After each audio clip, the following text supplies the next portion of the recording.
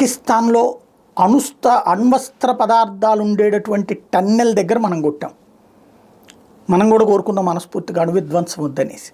వాస్తవంగా అయితే కనుక మనం కొట్టిన ఇంకొక అడుగు అవతల మనకు తెలిసినే కొట్టాం. జస్ట్ మూతి మీద ఒకటి తన్నాం అంతే.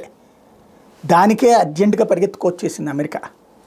అక్కడేంటో అణు విధ్వంసం జరిగిపోతుంది. ఎస్, చిన్న తేడా వచ్చిందంటే అణు విధ్వంసం జరిగిపోతుంది.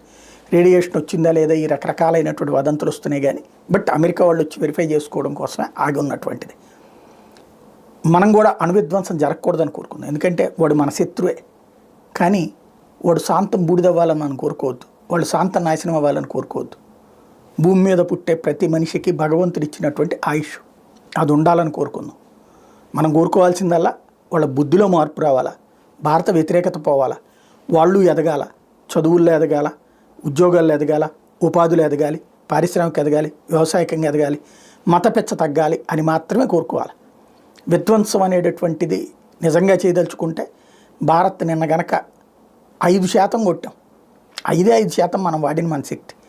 30% వాడితే పాకిస్తాన్ పావు వంతు లేచిపోతుంది. 50% వాడితే పాకిస్తాన్ మొత్తం లేచిపోతుంది. ఇది గుర్తుపెట్టుకోవాల్సిన అంశం.